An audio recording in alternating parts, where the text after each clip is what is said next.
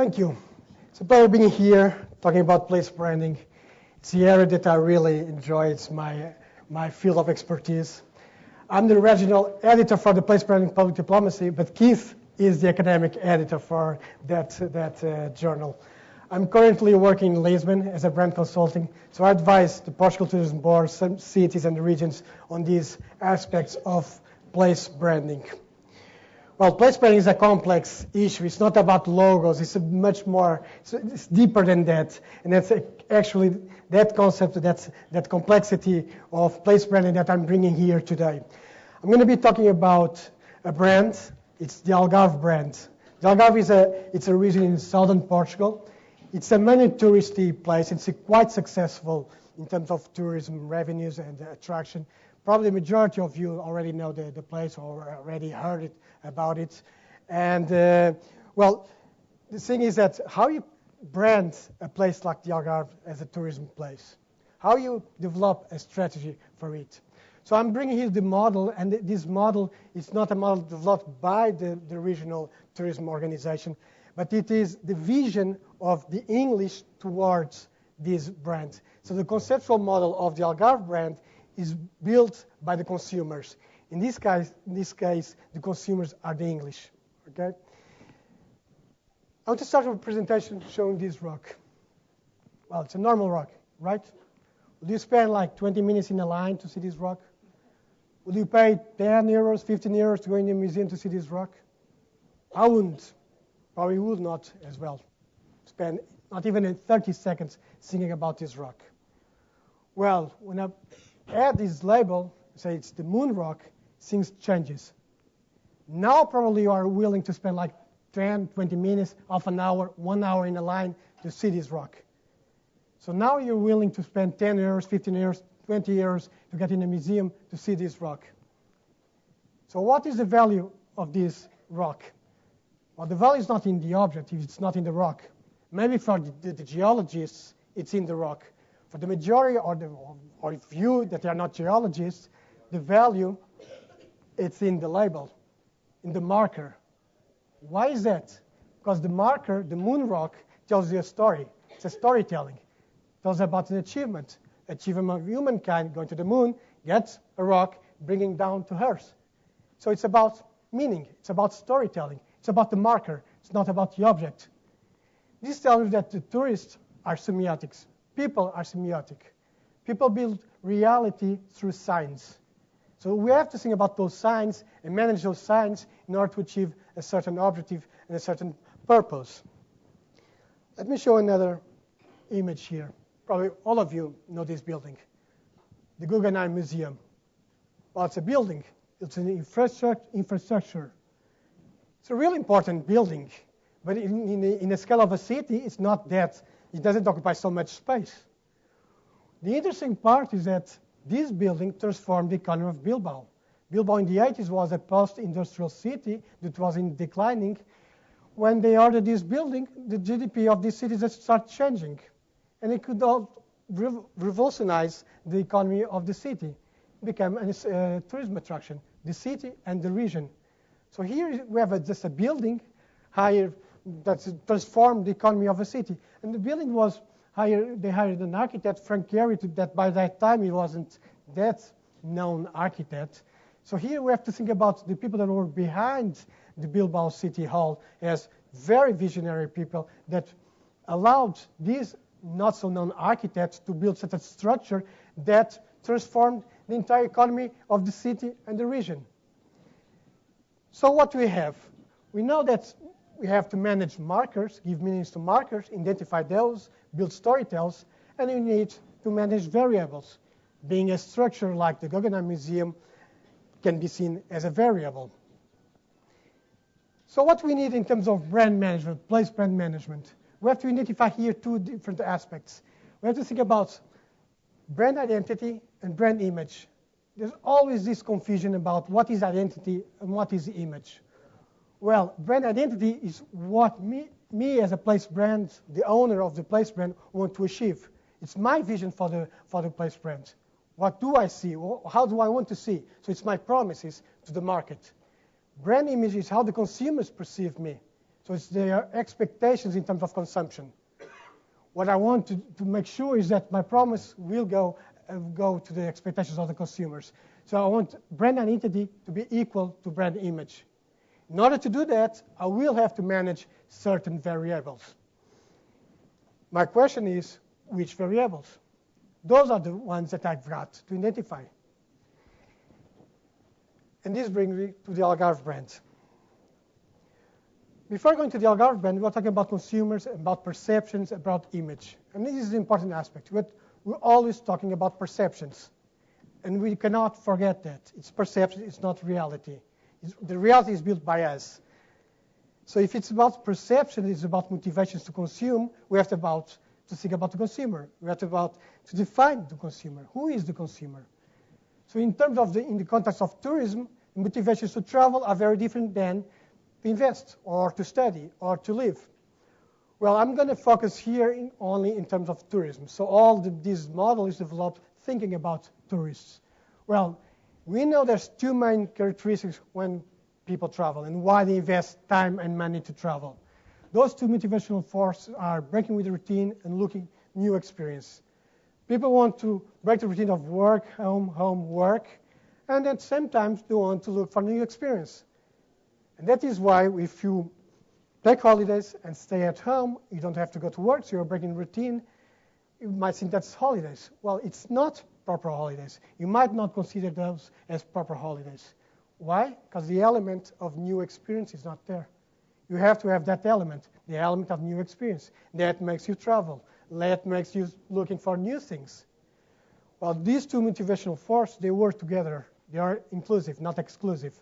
So I have to develop my brand, my variables, thinking about exactly those two elements and thinking about how those two variables will influence my evaluations and my perceptions towards my variables and towards my brand. So we can see the Algarve brand composed by dimensions, 9 dimensions. And those 9 dimensions are composed by different variables, which have an impact on image. And I'm going to go through each of these dimensions briefly because we don't have much time, but just to have an idea about the impact of these dimensions in terms of image and how can I manage those variables to achieve a purpose and the positioning and my objectives. And hopefully you will conclude that when you talk about place brands, we're not talking about advertising. We're talking about something much more deeper than just advertising or just a logo.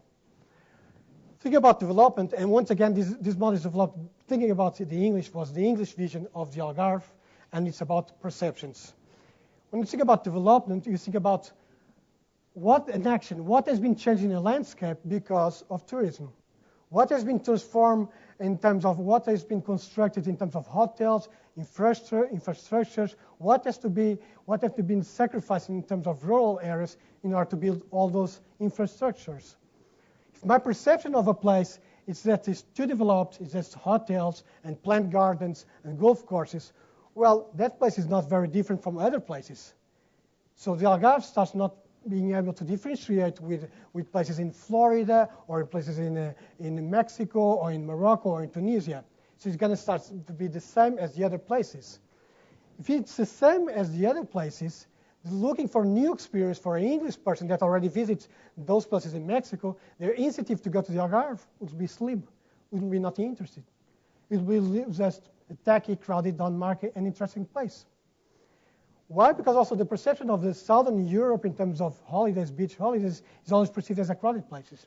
So for certain segments, the perception of a place as is too developed and to cater for tourism is a problem.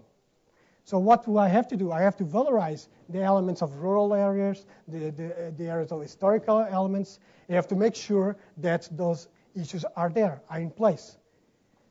I also have to make sure that I'm going to communicate those elements. I'm not only communicating my hotel in infrastructures. I don't want to communicate only the golf courses and beautiful 5-star hotels. I want to communicate those, but I might want to mix certain areas with rural areas. Say, I've got agriculture there. I've got some almond trees. I've got orange trees. Of course, the way I'm going to communicate, in which channels I'm going to communicate, it depends on the segments I'm actually targeting. Linked with this aspect of development is the landscape, obvious. And here's what an Englishman expects to have in the place, in the Algarve, for instance. Of course, the Algarve automatically is linked with beaches. I think about the beach. It's a beach destination. Well, if I focus only in terms of the beach, my appeal of the brand is very small. I have a very dull brand, very touristy and crowded. So it's not very interesting. Well, if I've got more elements that I can transmit to the market, better. I will enrich my brand. So if I've got mountains and countryside and natural parks, I should communicate those aspects. And why? Because I will provide more activities. Why? Because consumer doesn't want to go just to the beach and being laying on the beach for a week. They want to have other things to do. So if I've got mountains and countryside and natural parks, I will give them motivation to do something different and not just being laying on the beach. So I'm enriching the brand. I'm leveraging the equity of my brand. So these are elements also relevant for my communication, my strategy. Should I communicate only beautiful beaches? Probably not, because all my competitors have got that. I might want to mix the aspect of these variable beach with the variables of mountains and countryside and natural parks. So I have to involve those aspects, those variables, also in my place brand construction. Another important aspect here in terms of landscape is that we cannot forget when we're talking about and thinking about consumer, we're talking about cultural elements. The thing is that the evaluation of this landscape is culturally bounded. It was interesting because we were comparing the Algarve with, obviously, with the Costa del Sol, because it's a neighbor in Spain. So we were trying to see the difference between these two elements towards the English. And it was interesting because one point that was valorized by certain segments in England was the fact that the Algarve is greener than Costa del Sol. And that's because of the climate. It's Atlantic climate. And that valorized the Algarve brand because the Algarve reminded the Cornwall. So in terms of landscape, the people were more interested in that kind of landscape. They were evaluating in better terms than Costa del Sol. Well, that is an asset for the Algarve, so it should communicate those aspects. Of course, this always depends on who is your target market, how you're positioning your brand, and you have to think of which variables you're going to valorize and which aspects you're going to communicate. Of course, linked with the question of landscape, we've got the climate. And obviously, the climate, when you think, okay, how can I manage climate? It's impossible to manage climate. That's the only thing that I'm really unable to manage. Well, in terms of functionally, in terms of product, obviously I cannot manage climate. Once again, what I have to do, I have to think, okay, is climate an asset for my brand? Should I use climate in order to leverage my brand? If the answer is yes, I have to understand what is the relevance of climate for my consumers. In terms of the English, it was interesting. In terms of the English, the main aspect, the main relevance of the climate was the constancy of three elements. It was the constancy of temperature, precipitation, and light. Why? Because they could plan their holidays. They could say, okay, tomorrow I'm going to go to the beach. In 2 or 3 days, I'm going to the beach. In 4 or 5 days, I'm going to do a barbecue outdoors. They could plan. They knew that there is a constancy of elements.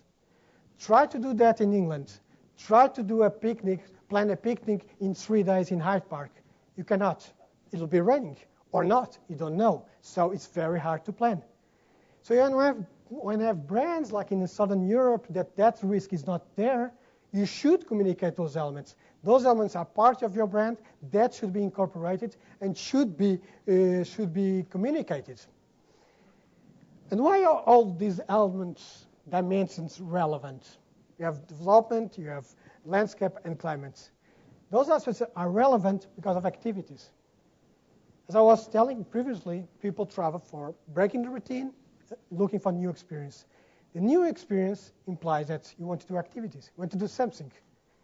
Something can be just lying down, gazing the environment, gazing the landscape, sightseeing. Sightseeing is an action. It's an activity.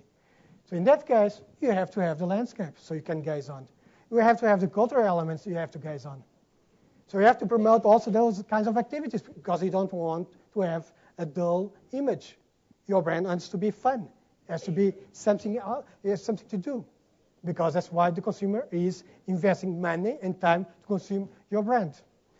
Also, you have the part of sport, more physical activities. You have the golf, you have the tennis, you have the hiking, and you have the beach. The beach is not just about, it's an activity which is not about lying on the sand. It's also about swimming, it's also about windsurfing, it's also about surfing. It's about all those elements that you can do on the beach. So those elements are also relevant. So not only I have to communicate those elements to my target market, to my segments, but I also have to make sure that my entrepreneurs are in place developing those aspects. So here, in terms of management the brand, I have to think about communication, communicating those aspects, and putting in place in the local all the things I can do so my entrepreneurs can develop those elements. And then, of course, I've got the social activities. What do I do? I've got nightlife, I've got concerts, I've got cinema. What can I do there? That's also a very relevant aspect in terms of my conception of a place brand or a tourism brand. Of course, depending, I'm talking about here specifically about the Algarve. If you're talking about a brand in Africa, the variables change completely. It's another reality. In terms of the Algarve, those elements were relevant. If social activities are relevant, it means that other tourists are relevant. I don't want to go to a bar and it's only me and the barman. I don't want to go to a clubbing, and it's me and the DJ. I don't want to go to a restaurant and it's me and the employees. I want to have a proper ambience. So I want to have other people around me. And that's other people around me that give me my satisfaction of social activities. This tells me that the other tourists here is not only my target market, but actually it's a dimension. It's a dimension that has to be also managed. Because the reaction and how I perceive, and once again I'm talking about the English, perception of English on the Algarve, is that how do they perceive the Algarve? How do they perceive other English in the Algarve? Well, the impact of other English in the Algarve, it's twofold. There's some advantage and some disadvantage. Well, in terms of advantage and positive impact on the brand, is that allows social activities. Well, I know there's another English there, so I know can go for a restaurant. There will be other people that I can talk to, I can interact. There's the nightlife, there's the clubs, so it will be fun. Great. So that is important.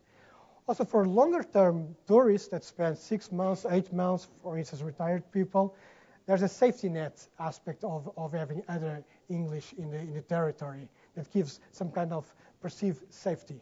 And that is a positive impact of those English in the brand. On the other hand, I might have a problem with certain segments with the perception that there are too many English in that brand. And the negative aspect is about novelty. Because if I think I'm in England, I'm in Liverpool, go to the Algarve, and it's only about English, well, the sense of new experience is not there. There's no novelty. So why bother going to the Algarve, to be with other English? I don't want to. I will go to other place. I will go to Brazil. I'll go to Turkey. I'll go to other place if my perceptions are those. So I have to be careful how I balance this aspect in terms of communication. So here what it tells me is that when I'm communicating to my target market, for instance, in England, I might have to think, should I go to mass market? Should I put my ads in the outdoors on the tube or in a double-decker, or should I advertise in Channel 4, ITV, or Channel 5? Should I advertise in the Times, on the Times? I probably have to be careful with that, because if the perception is, okay, Algarve is doing a huge promotion on the Times, on the private TV. If they're doing that, my sensation of English is that the other English are seeing these advertisements, and they will be in the place. So that might be a problem for certain segments. Once again, this is a problem of defining segments, targets. Also, there's an aspect of inferior quality. There's the perception is if the place is too touristy, the relation between price and quality is not the best. So I have to balance these aspects. When I studied the question for other nationalities was interesting, because here I had the social activities. I could have social activities, and I still have the novelty part element. Because it's fun, if I'm English, to go to the Algarve and meet Austrians, Germans, Italians, Spanish, French. That'll be fun. That's a novelty. It's a new experience. I enjoy that. So that's a positive part.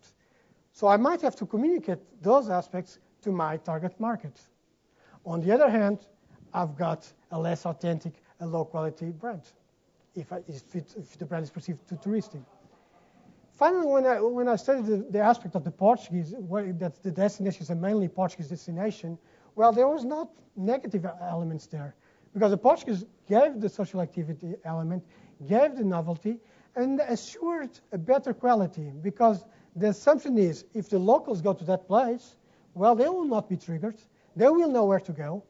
They will know the best quality-price ratio place.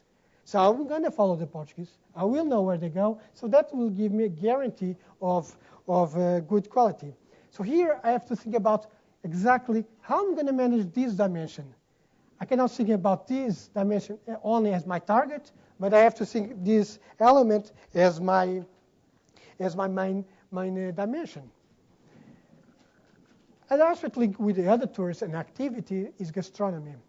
Gastronomy here is in the concept of activity, social activity. But it's so relevant that I extract it here and I put it here in an independent dimension. When I'm talking about gastronomy, I'm not talking about physiological needs. Okay, we have to need, physiological, to survival. But the thing is that when we travel and we do tourism, the aspect of eating, the aspect of a gastronomy occupies a big part of your day, of your awareness. So you plan where to eat, how to eat, with whom you're going to eat. Those are aspects that are relevant on your experience to travel, because gastronomy is a cultural element. It's the aspect of new experience, which tells me that I actually have to have the restaurants there in place. It tells me that I have to work with entrepreneurs locally. I have to make sure the entrepreneurs are having a good offer. They are delivering the product to my tourists. They have to understand who my tourists are, who is my target market. There has to have a link between my offer and my demands. I cannot only think about, okay, I'm only setting up 5-star restaurants, 2-star Michelin restaurants, and my target market is kids 19, 24 years old. Obviously, there's no link. There's a problem. So here I have to define clearly, and I have to align my segments with my entrepreneurs to make sure that exists. I also have to think about local gastronomy. How am I going to communicate? I should communicate if I've got a rich local gastronomy. I should use as a variable, as an asset, incorporate in a brand and communicate with my target markets. So those aspects have to be also managed. I also have to think about another aspect in terms of restaurants. The majority of the time, people travel with families. The majority of the time, people travel with kids. So I might want to have some aspects here thinking about kids. Thinking about, okay, kids will not eat some probably English kids eating Portuguese food might be hard. So I might have to have some special offer for kids, like pizza and chicken and more international food. So I might have to have a balance here. So, and once again, I have to advise my entrepreneurs in terms of my offers, in terms of what I'm giving. I also have to think about the mayors in terms of allowing to build or give the license to many like fish and chip places. Because if I start doing that, I'm taking the authenticity of the brand, and once again, I'm not giving anything new to my consumer, to my target market. So I have to balance those aspects with city halls, with the mayors. Which kind of place can I license? Which kind of places are acceptable on that place? Of course, when we think about gastronomy, we think about service. We think about local people. And local people here is actually the trickiest aspect on place branding. I don't know if you heard anyone being against place branding, but there's a lot of people against the idea of place branding. There's a lot of people that say, well, place branding is just a waste of money. It's a waste of taxpayers' money because they will not change anything. One reason why is because in terms of tourism is a service industry. If it's a service industry, the most important part of a brand on the service industry, it's the people, it's the service quality. Well, if it is, I cannot manipulate local people. Not even the worst dictators can manipulate behavior of local people. I can try, but I will not I cannot do anything about it. There's freedom. You can do whatever you want. Well, the problem here in terms of how you define local people. Who is local people? What is the definition of local people? When I'm a tourist, I land in a plane, on a plane in an airport. I get a bus or I get a taxi. I go to a hotel. And from the hotel, I go to a restaurant. I go to a museum. I go to a bar. So I'm interacting with people. But these people are performing a task. These people are working. So these people have procedures. Those people have procedures that are taught by managers and by entrepreneurs. So these people have to behave in a certain way when they are doing their job. It's about working relationships. So my interaction with local people for the majority of the time, it's a professional relationship. Me as a client, the local people as an employee that is providing me a service. That is the nature of the relationship between the local people and the tourists for the majority of the time. If that is the case, I can manage those aspects by telling my entrepreneurs how I should train my workforce. And it's not a problem. Everybody gains with that. Once again, we did a cooperation between Algarve and Costa del Sol to try to understand certain aspects that were strange. They were saying that Algarve was more peaceful and not so stressful as Costa del Sol. And I started trying to understand why was that happening. And the interesting part it was because of the service. And we started researching a little bit more, and we was like understanding what's the difference of the service, what's happening, because the people are very similar in Portugal and Spain are not that different. Well, what we could conclude is that entrepreneurs in Spain were more towards putting objectives per table. So the employee has to be more commercial aggressive. They have to sell a certain amount of food, drinks, or something per table. So in 7 hours, they have to achieve a certain level of revenues. So the employees will be more aggressive in terms of trying to sell more. Well, in the Algarve, that aspect doesn't exist in terms of management. So of course, the employees will not be so aggressive, and they don't care so much about selling more. They don't have anything to gain. So the environment is a little bit more relaxed, not so stressful in terms of commercial aggressiveness. Of course, you can see in terms of entrepreneurs, the local entrepreneurs in the Algarve, they are losing in the short term because they could be selling more. In the Spanish, or Costa del Sol, they are making more money because they are extracting more money per table. So in the short term, they are profiting. Well, in the medium long term, I don't know, because in terms of image, the impact of the image is it's different. Costa del Sol starts to be a very stressful place. The Algarve starts to be a more peaceful and friendly place. If that is the case, I will have some positive words of mouth in England from the Algarve and negative words of mouth from Costa del Sol in Spain, in England. So here I have to think about, okay, what should I do with my entrepreneurs? Yes, my employees should try to sell more, but yes, they should be not so aggressive in terms of their tactics. So here I have to advise my entrepreneurs how they should train their workforce. So here is an example how I can manage local people. Another interesting aspect of local people, in terms of comparing again Costa del Sol and Algarve, it seems that in Costa del Sol there's a bigger or a higher turnover in terms of employees, which is interesting. It means that the employee is not there every year. As opposite in the Algarve, there's a lower turnover, so the same employees are there every year. That is relevant for the loyal clients. For those clients or the permanent clients that go to the Algarve every year, there's like a feeling of being welcome because they are recognized. I came here for the last 10 years. He is the same, someone else goes there, whatever. He's there. He recognized me. He recognized my kids. He saw my kids growing up. So I feel welcomed. I feel linked with the brand. I will come every year. That is a very important aspect in terms of any brand, and more specifically in terms of place branding. I want to have a loyal clientele. I want clientele to buy a house in my brand. That guarantees me that they will be there for the longer term. In Spain, it seems there was a bigger or a higher turnover. So that aspect in terms of relationship between the employees and the tourists disappeared. So that was also a problem in terms towards the Costa del Sol brand. So here, once again, we can try advise entrepreneurs to try to keep their workforce, develop systems where they reduce the turnover between employees in this industry. We also have the question of language. And language here is, we're talking always about perception. And how do the English perceive the friendliness of the language in each destination? Well, it's interesting because the perception can be different.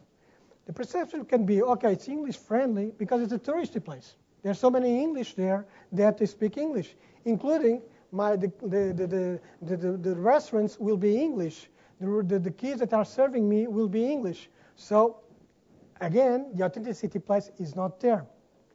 So that's one way of seeing English friendliness. Well, another way to see English friendliness is communicating that people know how to speak English because we are in a European country. English is the language that you have to learn in order to communicate inside Europe. So here the focus is in education and not in tourism. So we take out the part of the touristy place, the dull place, the crowded place, the less authentic place. These aspects are important in terms of how do I communicate those elements. But one important aspect is knowing that I'm going to go to a foreign country and have a different language. And this is relevant because if you ask an Englishman, okay, would you like to go to Ireland? Is it a big cultural shock? They'll say, no, it's not a cultural shock. They speak the same language. It's the same thing. So my motivation to go to Ireland is not about seeing a new experience. It's about other things. So they will have a harder time to attract more people, more tourists in terms of English to go to Ireland. So here I can use Portuguese or I can use the local language in order to build a more authentic brand. So here I have to be careful how I'm going to communicate this aspect of English language friendliness. Finally, we have this aspect of distance. We're talking about motivations to travel. We're talking about consumers. Obvious that all these aspects in terms of traveling, in terms of evaluating these different variables, it depends on my perception and how I valorize these different variables. For instance, for a Canadian or American, go for a honeymoon in the Algarve is more than acceptable. It's exotic. It's wonderful. We'll ask a Portuguese or a Spanish, and it's really not that exotic. The Portuguese and Spanish will go to Miami. That is exotic. So here I have to think about what I'm going to communicate, which variables I'm going to communicate. Those are aspects that are very important because the valorization of the different variables and the dimensions are totally different. So I have to think about my consumer. So what I've got here a complexity of dimensions that interact. I've got hundreds of variables that I've got to identify. I have to create those variables. I have to manage the variables. And I have to create markers to these variables. And then I have to think which variables I'm going to communicate, which variables I'm not going to communicate, which variables are assets, which variables are liabilities that I don't want to communicate and I want to manage. Those are the aspects that I want to think and I have to be careful when I'm managing my brand. But again, I conclude. I have to conclude that communication is a strategic tool. It's not about doing advertisement. It's not about doing beautiful advertising showing my aspects. It is important showing that I've got this and that and a beach and landscape. It is important. But it also is important to know what are the channels I'm going to use to communicate. Depending on my target segment, I have to use certain channels. Because if I use, for instance, mass marketing, if I'm not thinking about my target segments, I might take my main ones, my target markets, for the consumption of my brand. So here I have to be thinking about communication as a strategical tool. Also, I have to define my target very well because of the other tourism dimension. I cannot mix segments in the same place. I probably cannot mix 25, 30 years old people in a place with people from 55 to 65 with kids. there's no interaction. If I'm targeting both segments in the same way and trying to put in the same place, offering the same products and the same service, I'm going to have a problem here, because one of the segments will not enjoy the experience. If it will not enjoy the experience, they will create negative word of mouth for my brand in my target market. And that might be a problem. So I have to think clearly what is my target market. I cannot communicate to everyone. I cannot attract everyone. That's a fantasy. I also need to manage markers. So I clearly have to identify which aspects have to be marked. I have to build a storytelling. And that is done with the help of agencies or creative people that help to create a story that is appealing to my target markets. So sometimes I've got a beautiful castle, a beautiful environment, but I have to build a marker. I have to build a storytelling. And I have to be able to communicate successfully with my target market, that market, that storytelling. That also is a secret in terms of place branding construction. So here we're talking about communication, we're talking about product, we're talking about involving different communities, different stakeholders. We're talking about business community. We have to involve this business community because they have to understand the positioning. They have to understand the vision. Why? Because if I have got a vision for a certain position for my brand, well, the brand only lives if it's activated on the ground. To activate the brand on the ground, I have to have the entrepreneurs with me. So I have to think about, okay, how am I going to involve the entrepreneurs? How am I going to tell our vision for the brand? And which systems I'm going to use for them to be involved. So when I'm building my brand, I cannot think about, okay, I'm going to be in my agency, close, I will do a beautiful logo, beautiful tagline, and deliver for the government, and the government will just put it on the ads. It doesn't work, because it doesn't work on the ground. It doesn't work on the ground because the consumer experience, it's with the business community. So the business community have to deliver it. So I have to involve business community and its citizens, and also the politicians. Because if I'm talking about a place brand, I've got so many layers of politicians that they all have to be involved. If I'm talking about the Algarve, okay, I'm the brand manager for the Algarve, perfect. But I also have the central government in Lisbon, and also I have the city halls in the Algarve. So I have to have all of them involved. So I have to all communicate in a certain way. Also in terms of efficiency, in economies of scale. Because I cannot communicate a certain aspect of my brand, and then I've got the city hall communicating something totally different from what I'm communicating. So it's not only, if that happens, it's just a problem of money, that I'm just burning money, and it's also a problem of mining my positioning of my brand. So once again, I have to align all these big three stakeholders. So I have to do workshops with my stakeholders in order to involve them in the construction. I'm not saying that this is a matter of having everybody delivering the positioning. No, it's not. Because also there's a common mistake on place branding that everybody knows about place branding. It's all about football. Everybody knows about football. Everybody's coaches. Well, there's the coaches and there's the people that think they are coaches. Same as place branding. Everybody has an opinion. The reporters have opinions, politicians have opinions, but those are your opinions. You have to be professional, and you have to think of, okay, I'm doing this positioning, I have this insights for my brand, and this is based on facts, on the ground. I've got these assets that I can promote. Those assets are different from my competitors, and these make sure for my segment. And that's exactly how I'm going to manage in order to achieve that particular positioning. So I've got here marketing variables that I can manage to achieve certain goals that are attracting certain target segments, which I have to identify clearly. I have to identify the English segment, the German, the Australian, and then I have to identify inside the English, who is my segment? It's not the English. It doesn't exist, the English. I think there's some different nationalities here. Probably you are more similar among yourselves than inside your country.